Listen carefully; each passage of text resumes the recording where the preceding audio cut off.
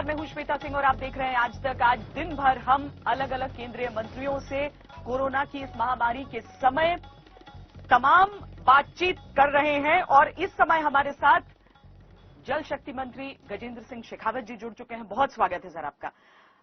एक चीज जो हमेशा मन में चलती है खासकर कोरोना की इस महामारी के समय में,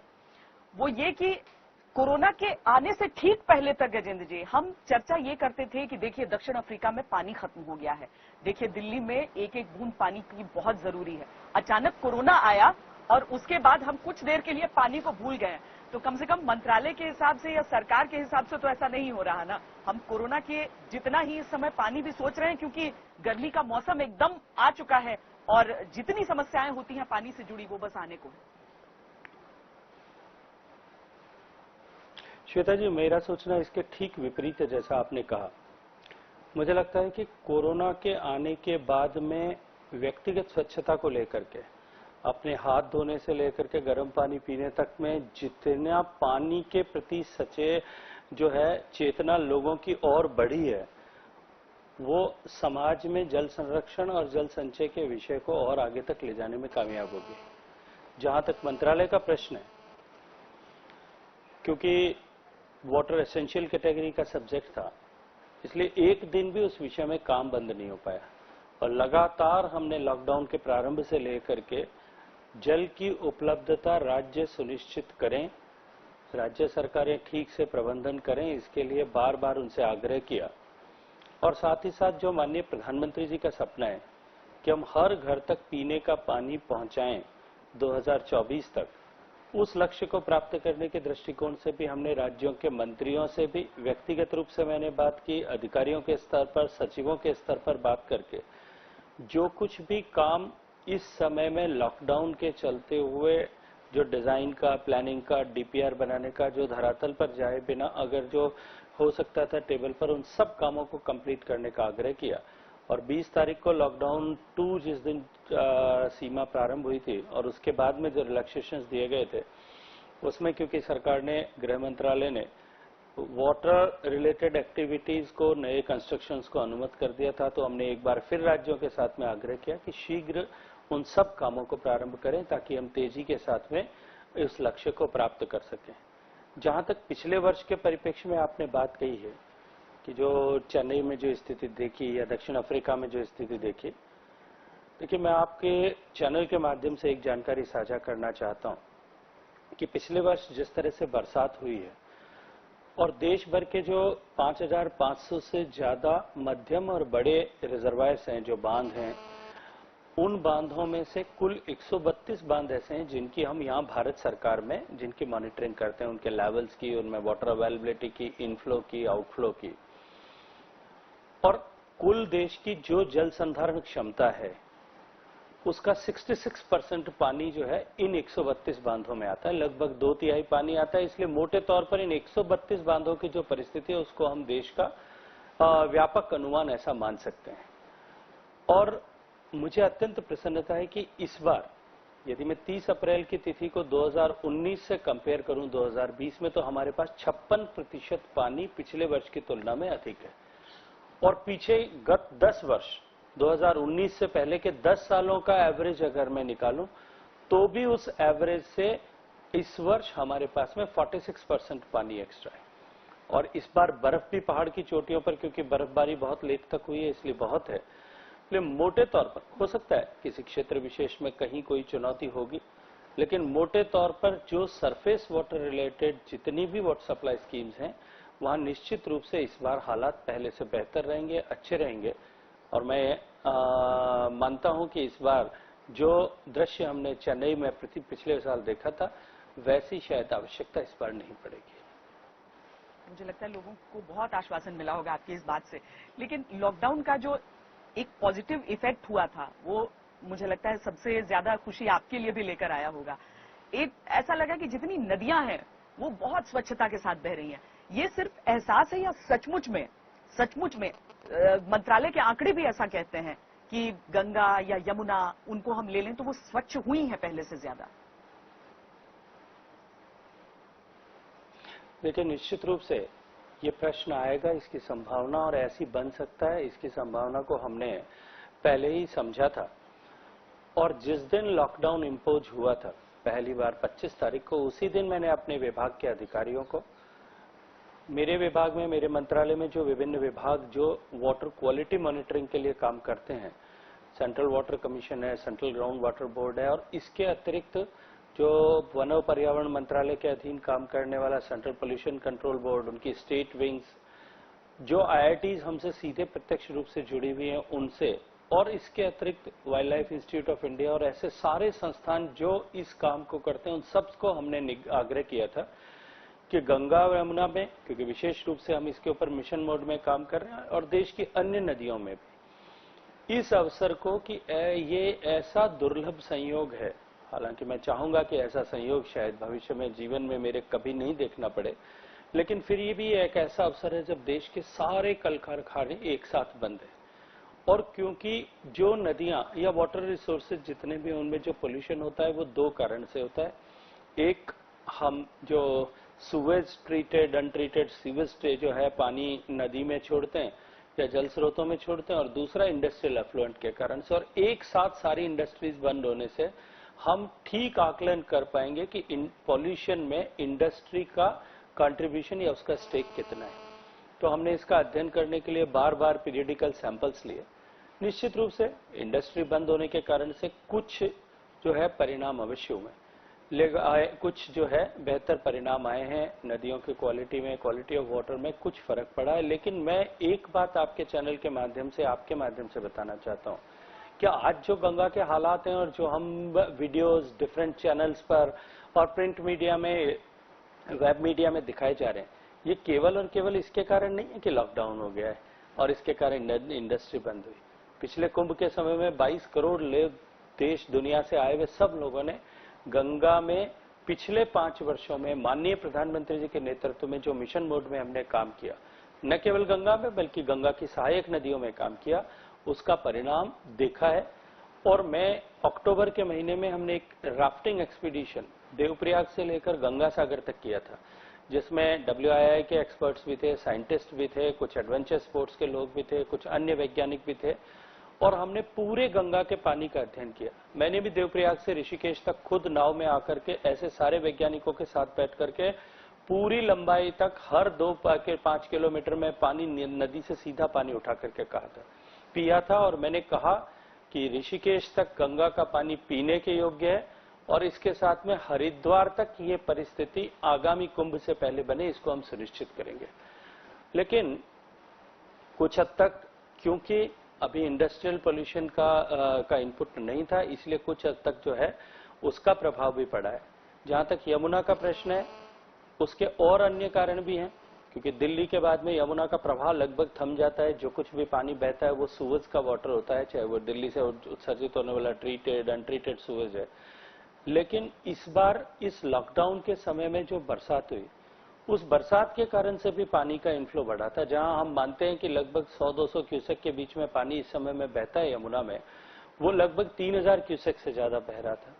क्योंकि परिस्थिति ऐसी थी, एक तरफ बरसात हुई थी, दूसरी तरफ खेती का हार्वेस्टिंग सीजन था, इसलिए आगरा कैनाल, गुड़गांव कैनाल, ये जो पानी निकालते हैं यमुना में से, उसकी गति भी कम हुई थी, उसकी आवश्यकता भी कम हुई थी। इसलिए पानी का प्रवाह ज्यादा होने के कारण से जो है वो वाटर क्वालिटी इंप्रूव हुई। इसलिए दो चीजें एक साथ सुनिश्चित हुई कि एक तो हमेशा के लिए ये बात तय हो गई है कि हम प्रवाह यदि नदी में बढ़ाएं, उसके फ्लो को सस्टेनेबल बनाएं, तो निश्चित रूप से पोल्यूशन को नदियों में कम किया जा सकता है। और हम सबको मिलकर के उसके सातत्य के लिए, उसकी निरंतरता के लिए, उसका प्रवाह निरंतर बना रहे, इसके लिए भी साथ में काम करना पड़ेगा। एक बार और गंगा पर मैं आपसे स्पष्टीकरण ले लेना चाहती हूं, क्योंकि मतलब अभी से नहीं, 80 के दशक से हम देख रहे हैं कि हजारों करोड़ उसमें लगाने पड़े। अभी नमामि गंगे प्रोजेक्ट, उसके बाद अब आपका मंत्रालय जिस तरीके से ध्यान दे रहा है, आपका कहना है कि गंगा स्वच्छता को लेकर जो कार्यक्रम चल रहा था, जो STPs बन रहे थे, जो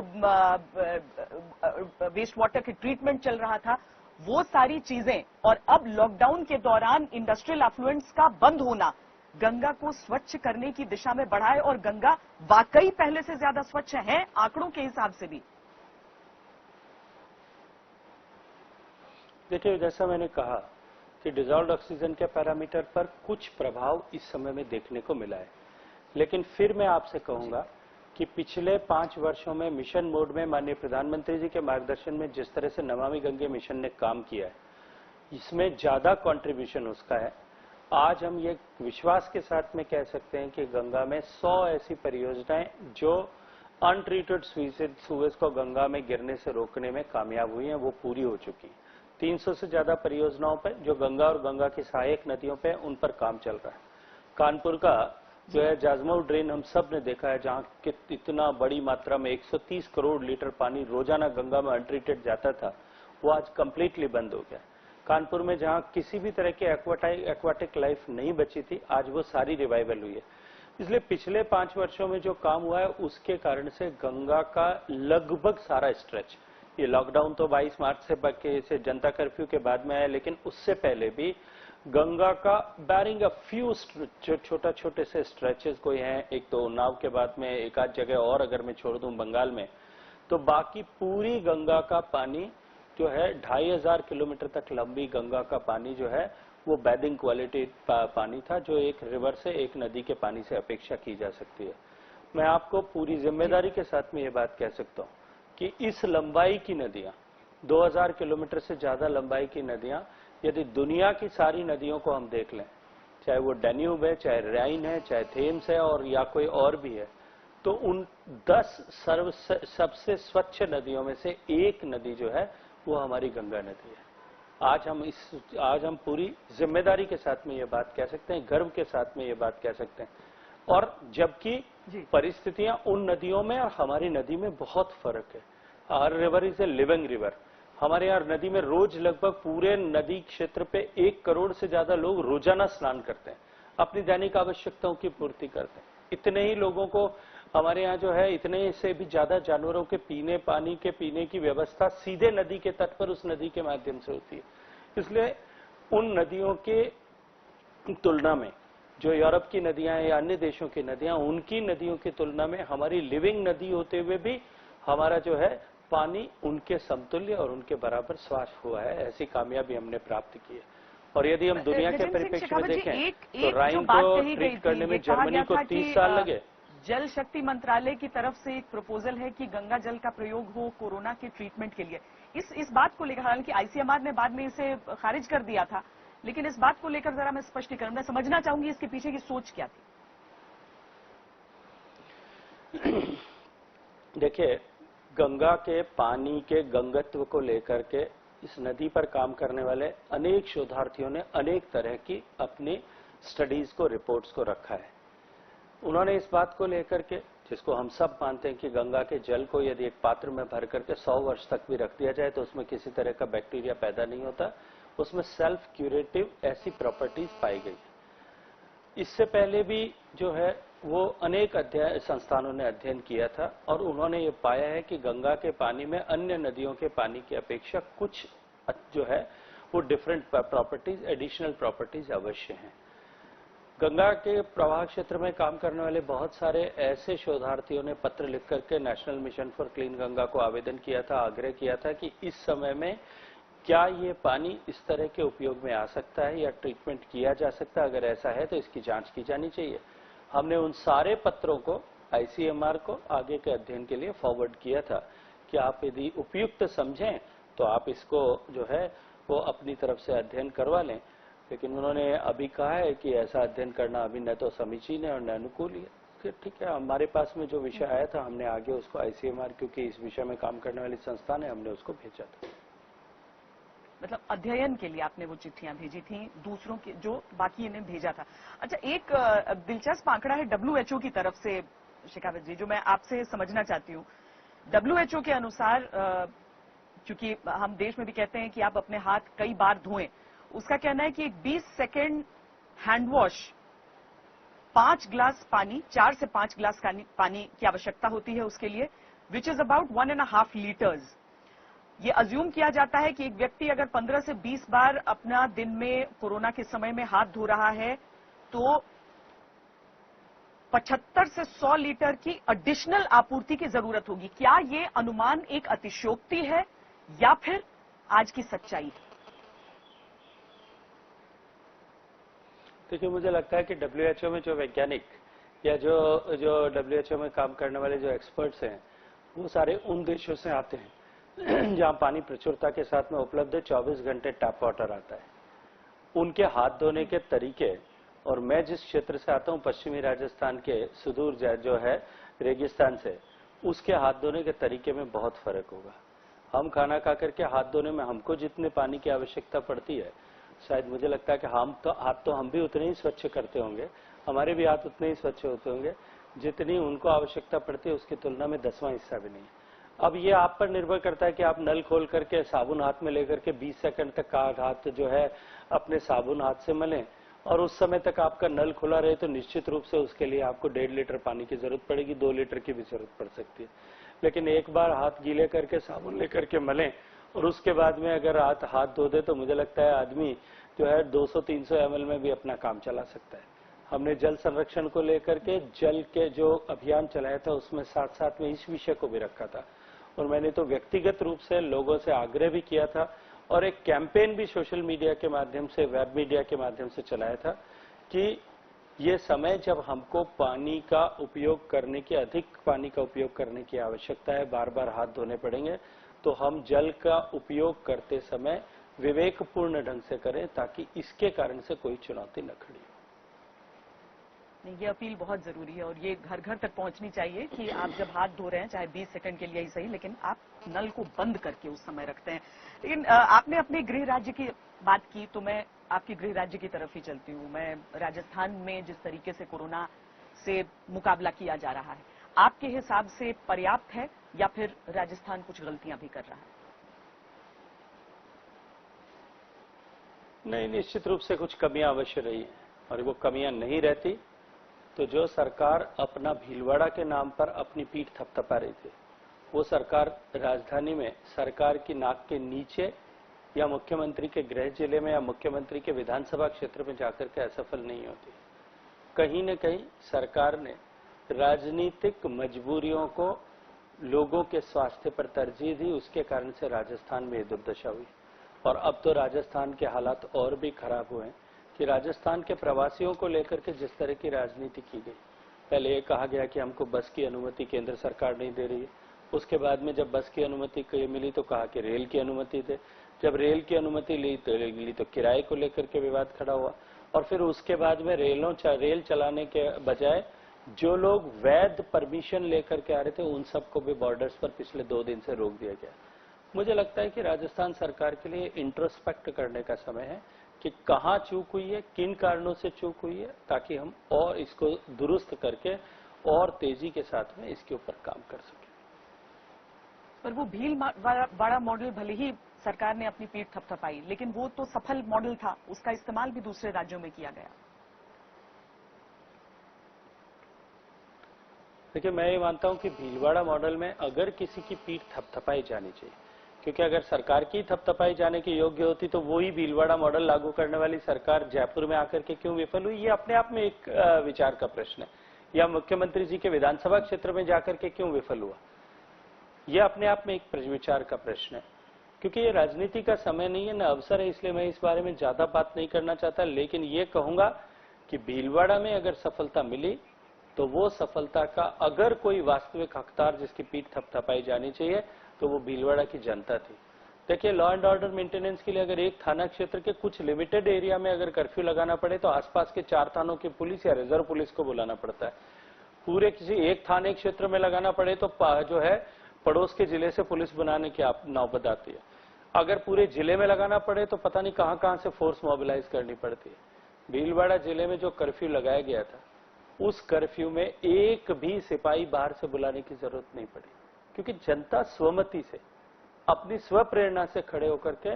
और इसमें सहयोग करने के लिए आगे आई थी। समाज सेवी संस्थाओं ने समाज को संभाला था, वन्यथा परिस्थिति ऐसी नहीं थी कि जो है वो जो सरकार प्रशासन उसका श्रेय ले पाती। और उसके बाद में भी यदि किसी को श्रेय मिलना चाहिए तो स्थानीय प्रशासन के लोगों को मिलना चाहिए, अन्यथा सरकार तो जो भीलवाड़ा में सफलता के दावे करती थी वो आगे आकर के उसकी विफलता की कलई सबके सामने खुल गई है। जहां तक लोगों का सवाल है, समाज ने जिस तरह से संभाला है, सामाजिक संस्थाओं ने जब तक गरीब लोगों के भोजन की चिंता की तब तक भोजन ठीक से मिल रहा था, और अब पिछले 10 दिन से जब से सामाजिक संस्थाओं ने कदम पीछे खींचे हैं, सरकार के आचरण के कारण, सरकार के व्यवहार के कारण, उनके दबाव के कारण, जिस तरह की परिस्थितियां बनी उसके कारण से हतोत्साहित होकर के, तो आज हम सामने देख रहे हैं कि वहां किस तरह की परिस्थिति बनी है। रोजाना समाचार पत्रों में और मीडिया के चैनल्स के माध्यम से खबरें आ रही है कि क्वारंटाइन सेंटर्स में अव्यवस्थाएं हैं, वहां भोजन ठीक से नहीं मिल रहा है, वहां भोजन मिल रहा है तो उसकी क्वालिटी को लेकर के 40 दिन तक जब समाज कर रहा था क्वालिटी को लेकर के एक भी प्रश्न खड़ा नहीं हुआ। आज जब सरकार के जिम्मे पे आया, कंधे पर यह बोझ है, तो क्वालिटी को लेकर के 50 तरह के प्रश्न खड़े हुए हैं। मुझे लगता है कि इन सब विषयों पर खुले मन से विचार करने की आवश्यकता है। बहुत धन्यवाद गजेंद्र सिंह शेखावत जी हमसे बातचीत करने के लिए, और बहुत महत्वपूर्ण जानकारियां हैं कम से कम जल को लेकर जो आज आपने साझा की हैं। बहुत धन्यवाद।